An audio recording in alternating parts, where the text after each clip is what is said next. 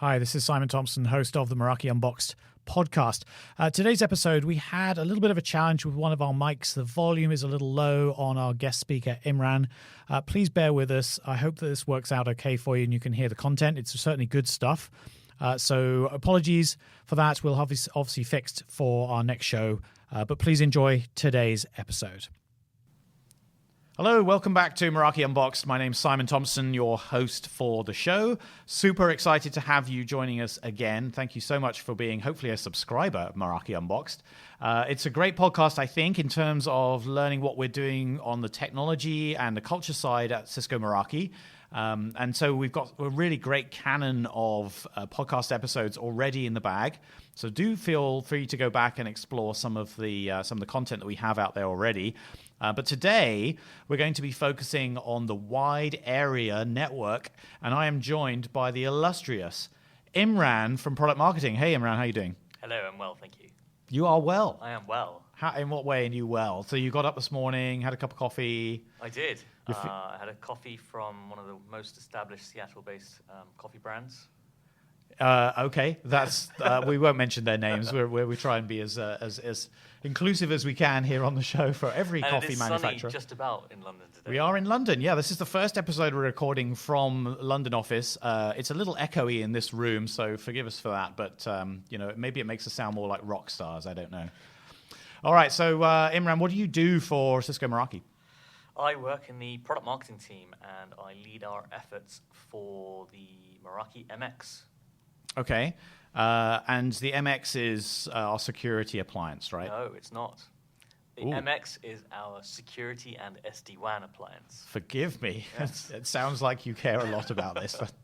That's what we need, right? That's what we need. Okay, so we're going to talk about a brand new product that we've just announced very recently. Not just a product. It's a brand new product line. Okay. As you can hear, folks, I'm obviously ill-prepared for this episode. I'm getting corrected left, right, and center, and we only just started recording. Okay, so let's get into it. We're going to talk about the wide area network, and I think that's the main focus for this new product line, correct? Yes, the wide area network, but more specifically, the wireless wide area network. Okay. So before we get into the details of what this new thing can do, let's provide a little bit of context for the listeners. You said that this was not just WAN, but wireless WAN. Let's do a quick recap of how the wide area network has evolved over, what is it, at least a couple of decades now, from the technologies of yesteryear to what is prevalent and available today. Yes. So, on the wired side, which is probably what most folks are familiar with, back in 1992 now, two things happened. Dial-up internet became commercially available, and Pakistan won the Cricket World Cup. Oh, how could we forget? The lesser important for the dial-up internet becoming available really kicked off this whole process of everyone moving towards using uplinks, and WAN becoming today probably one of the most important things for an organization to keep their business going. Yep. So 92, dial-up internet became available. In 97, actually, then the MPLS protocol was created, but it wasn't until early 2000 that it gained any kind of popularity and is being used in any great sense. And MPLS is really, it's still the dominant wide area network technology today, right? For businesses, yeah, it's changing very quickly, but for a lot of businesses, it's the go-to premium wide area network to guarantee SLAs. Right. SLAs. You're getting, we don't do acronyms on this show. Service level agreements. Very good. It's always a good test for everybody who comes on the show. We make sure that they actually know what their acronyms mean if they're going to use them. Okay, so you said that it has been prevalent. So what is more common today for wide area networking, or what's the real growing technology as we're in 2019 now? Well, so as dial-up became available, broadband also became available in early 2000s, commercially available, and in the mid-2000s, fiber internet also became available. Now, these were mainly being used in consumer markets because up until recently, they lacked the availability, the maturity the consistency that is required and is expected of a business-grade wide area network. Right. Yep.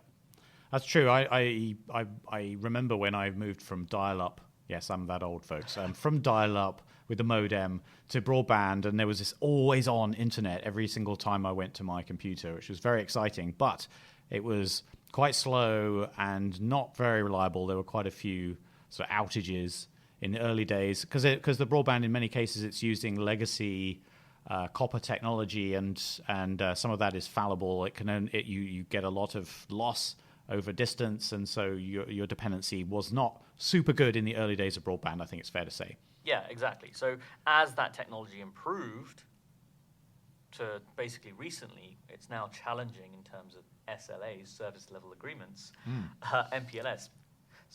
And it's more fiber now, isn't it, as well, for broadband? Yeah, I mean, where there's coverage, then yes, companies would probably want to rely on fiber. But really, what this is doing, and it's not necessarily that companies are moving off of MPLS in a big way, there are now options. So concurrently, what's been going on is this whole move to cloud applications. Yep. They've taken off in a big way. Pretty much every organization uses it, and most to some sort of degree of business criticalness.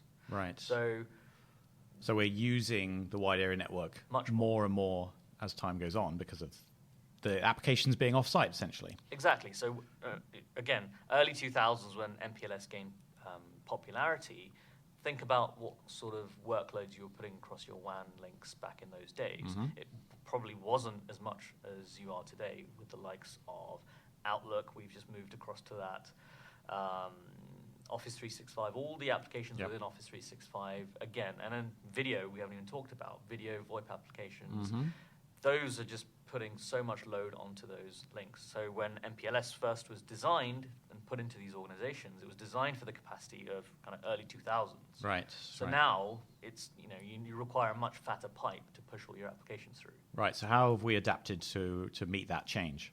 Right. So as those fiber and broadband links have improved from a technology perspective and become more consistent, they are now viable options to offload some of this extra bandwidth that you need. So from an organization's point of view, you've got a few different options. If you've got MPLS today, then you can either spend the extra lot of money on increasing the pipe of your MPLS, or increasing the bandwidth. Yeah, exactly. Yeah. Increasing the bandwidth of your MPLS, or you can buy cost-effective, just not as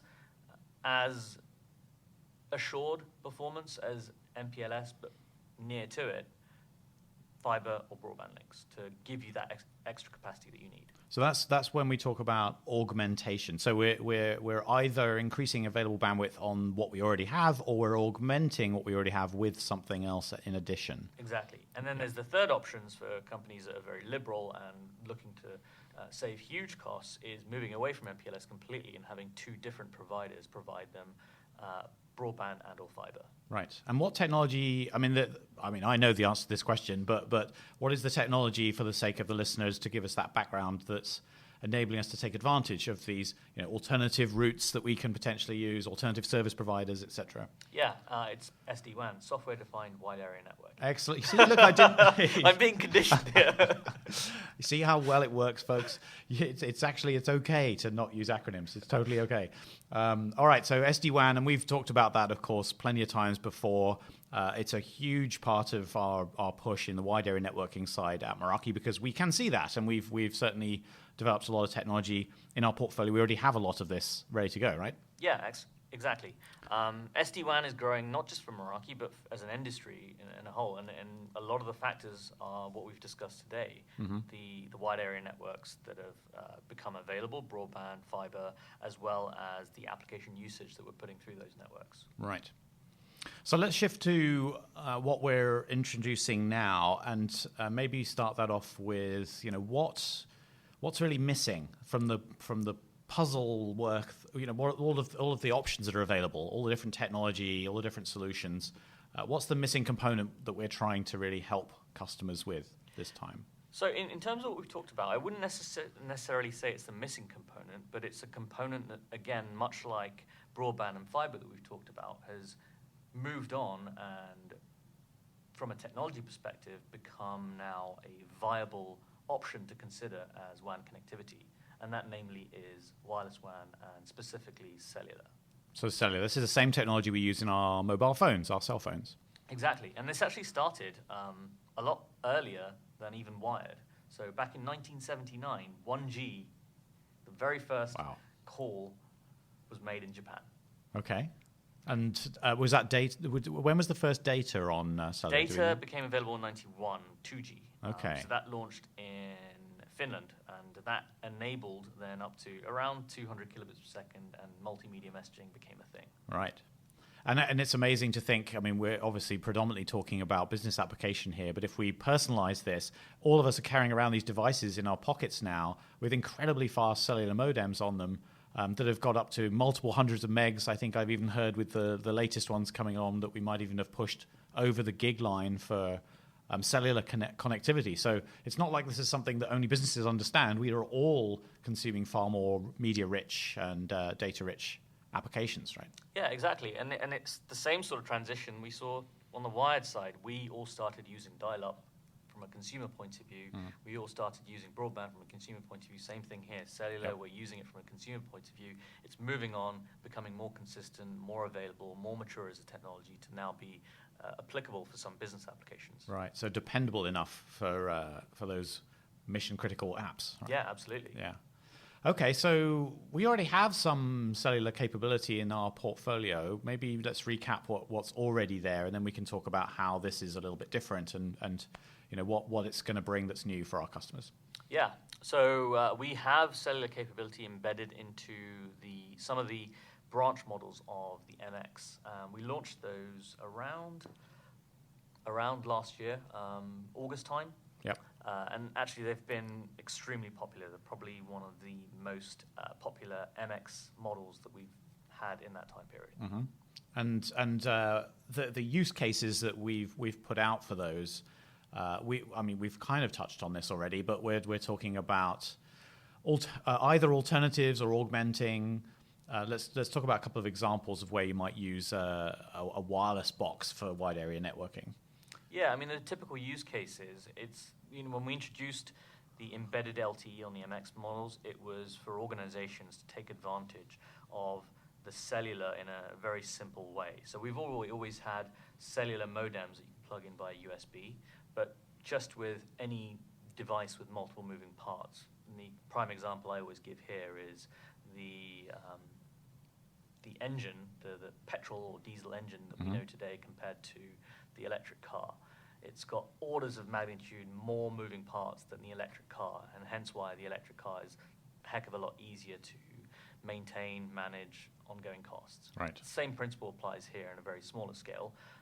The USB modem has more moving parts, more things that can go wrong with it, whereas with the embedded LTE modem, you have one SIM card you pop in, you're good to go. Mm-hmm. And okay, so that's the cellular MX, and that's something we've obviously had on the market for a while now. But what is if you like, the missing piece of the puzzle here? So the missing piece is these devices, more often than not, will be utilized or deployed physically in a network closet. Now, if you imagine your typical network closet, the image that pops to your mind is a dark room, probably thick walls, deep inside a building somewhere. Mm-hmm. Now, those locations, like a comms room, right? Yeah, those locations aren't typically conducive for a good cellular signal. Mm-hmm. Very true. So there's also a lot of radio noise generated by all the equipment in there. Right. Often, yeah. Exactly. Okay. So, in the absence of cellular signal in those locations, in a building such as that, cell signal is going to be good, ideally outside, or somewhere near a window. Right. So I could just move my MX to the window then, couldn't I? I mean, you could do. It'd be an expensive solution and a potentially insecure solution to put a device such as that in the open space, not kind of locked away in a network closet. Yes, because this is a security appliance. We don't want people coming along and just randomly unplugging stuff. Okay, so we leave it in the comms room, and that means if we want to take advantage of cellular, we've got to somehow get a signal to it. Exactly. Okay. So the other option you might be thinking about, or question you might be asking yourself, great, okay, why not just extend the antenna from the MX to the outside world? Mm-hmm. And you could do that, but the cable that you're going to be using in that sort of scenario is a coaxial cable. And that is going to suffer from attenuation. It's going to lose signal drastically, and it does so kind of every few feet, 30 feet that you do. Yep. Compared to Ethernet, which loses no signal at all. Right, because that's a fully digital wired technology. Yeah. Okay, so that makes sense. So we don't want to run long coaxial cables, long antenna cables, essentially, to an MX that's sitting in a comms room. So we need to therefore try to get a solution that's at the perimeter or near the perimeter of our building to get maximum cellular signal. Yes. And that's where the MG comes in. Ooh, the Meraki MG Cellular Gateway. MG. Does it stand for something? So MG, is it gateway? Gateway. All right. Meraki Gateway. Perfect. Yes. Genius. Okay. All right. So let's talk about MG. What is it? Describe it for us. Let's imagine. I mean, this is an audio-only format. Yes. So let's try and paint a picture. What does this thing look like? So it looks very much. It's a very sleek form factor. In fact, if you're familiar with the MR range in terms of the APs. The APs, yep. The access points, in fact. Mm-hmm. Whoa, it called me out. Touche. The material is very much similar, yep. And they look very similar, but they're square. Mm-hmm. But in terms of what they do, which is, we did overlook this a little bit because we assumed everybody knows what a cellular gateway is. Right. But really at the base level, what this device is doing is something very simple and straightforward, and delivered in a very simple and straightforward way. It takes a cellular signal and it transforms it into a wired Ethernet connection to then propagate into the rest of your network. So that is a very simple use case, but it's an extremely important one. Yeah, absolutely, and everything we've talked about so far. So, you can put this device, which is IP67 rated, outside, inside, near a window, wherever you want to precisely locate it to get the best cellular signal. And then you can have a Ethernet wire taking this down to the network room to power the rest of your network. And that's actually a really important point. So IP ratings, we hear about these a lot in relation to our smartphones now, because most modern ones are now IP 60-something, 67 or 68 rated even. So 67 gives us I'm guessing that's perfectly fine for external weather conditions, essentially, which is all it needs to be able to do. It's not really a device that would be submerged. Yeah, absolutely. I wouldn't recommend submerging it, but outdoor use, absolutely fine. So the British weather conditions, we're in London, and it is a bit rainy this week. No surprise, it's October as we're recording this, and the rains have arrived. That's exactly the use case, right? Tackle it like a breeze. It's London compliant. That is a good thing. Okay, so IP67, we're going to be able to mount this thing either close to a window or even outdoors if we need to.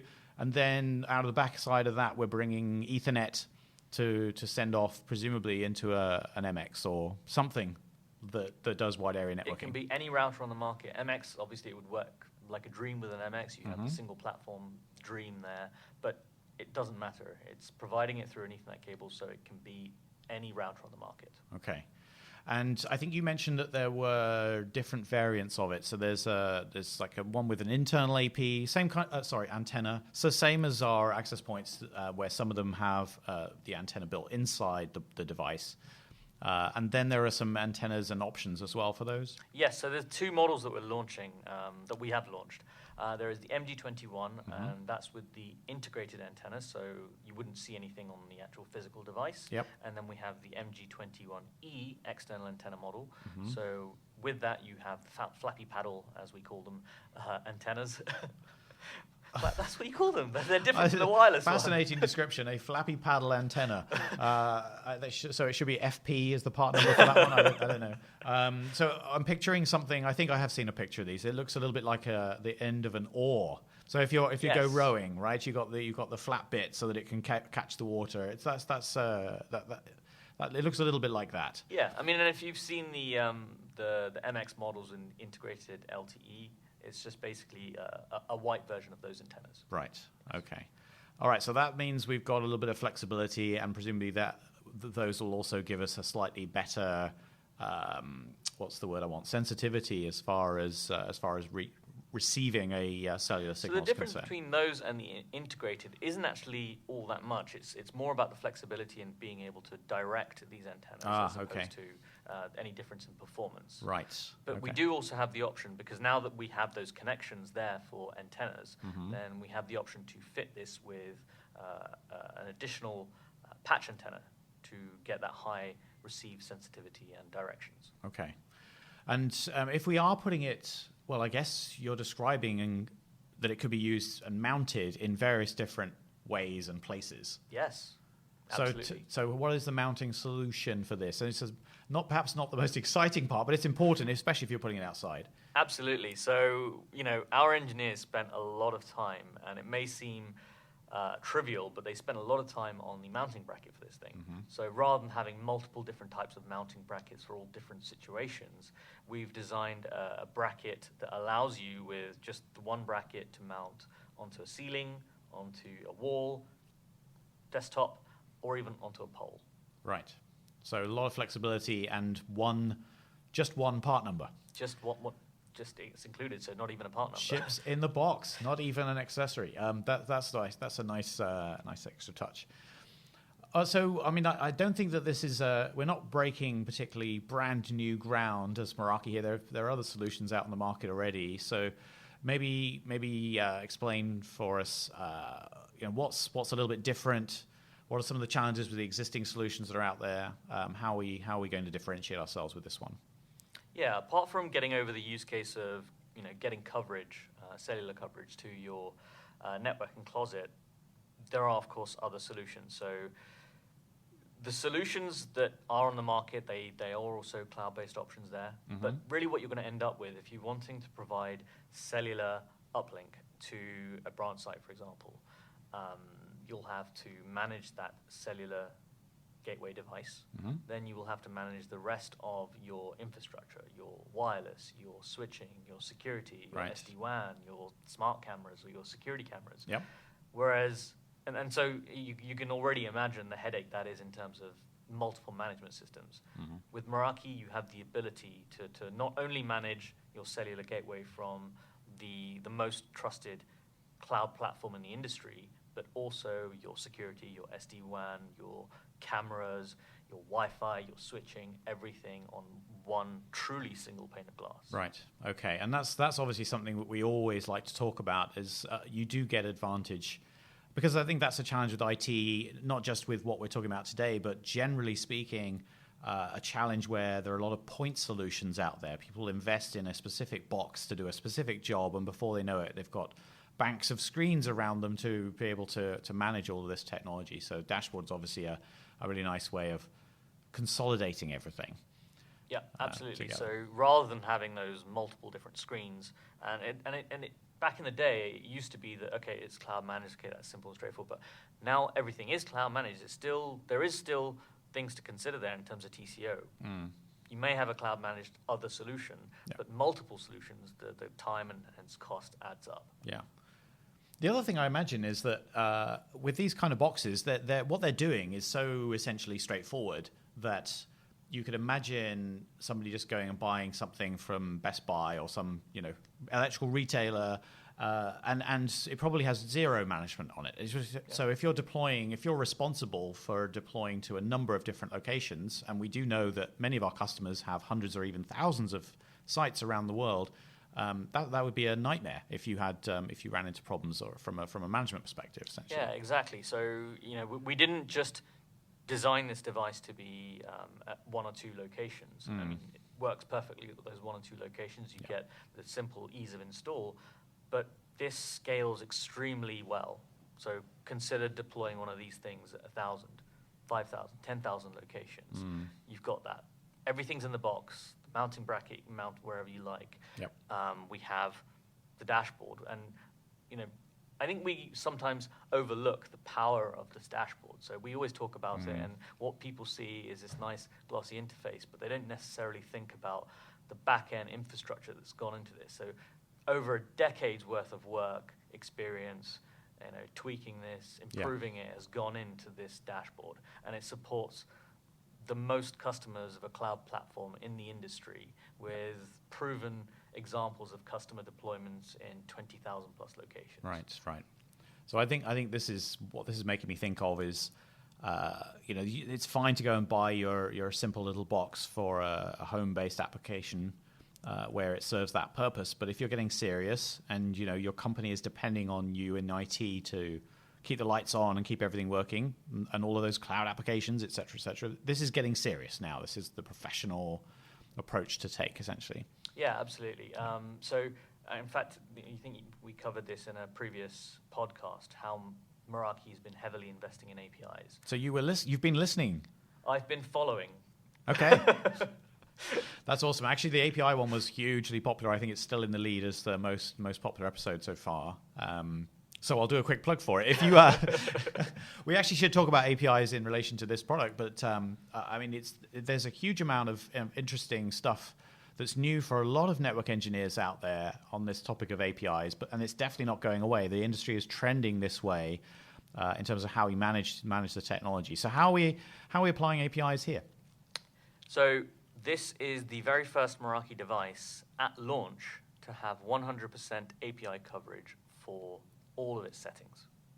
Okay, so I don't have to use the dashboard at all if I am using an existing software-based solution and I want to be able to maybe send a script for mass deployment. So if you want to go ahead and configure this thing using 100% API, you can do so. Right, all the options. And that's powerful, actually. There are many use cases that we've covered for APIs. Automation it's a very boring one, but it's a very significant and popular and impactful, powerful one. Right, it's a growing one too. And this enables that. Mm-hmm. So you can go ahead and deploy this thing at 10,000 sites. Create a script even quicker than you would do on the dashboard. That's nice. I think that level of flexibility is becoming more and more important for businesses that are taking advantage of the API route, because of course we're not the only company that's doing this, and so you can build up these really powerful integrated software solutions thanks to the power of those APIs. So I guess one other thing that I'm thinking of, I'm curious about with this product, is the use cases our customers might put it to. We started out by talking about the wide area network and the redundancy story. Yep. So I guess that brings us a little bit closer loop back to SD-WAN, right? We can use this to help with embellishing existing technology for SD-WAN. Yeah, I mean, by taking a cellular signal and converting it to Ethernet, we're able to utilize SD-WAN because an MX or any other device will just see it as an Ethernet uplink. Right.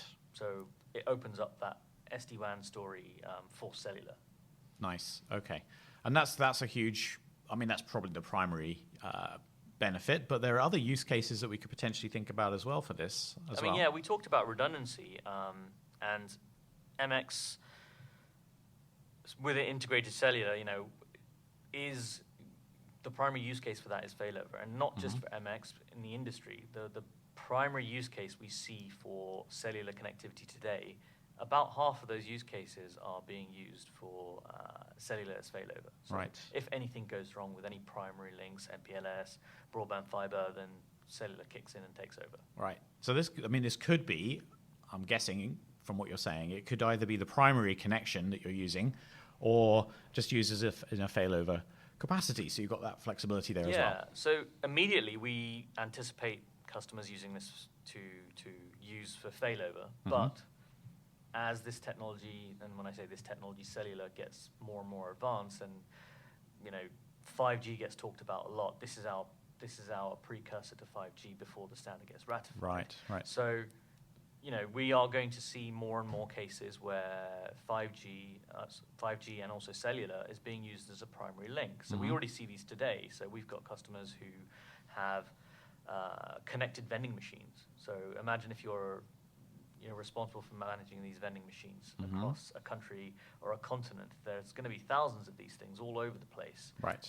IoT world. Right, exactly. Yeah. So you don't have to go send someone to each one of these things every time you want to update the price or check stock levels. You just have it centralized. Right. That's awesome. What other situation might you use one of these in? I'm looking out the window here. We've got a fabulous view here, folks, because the Meraki London office is top floor of the building that we're in. So we've got a nice view across London, and I'm looking at a building site.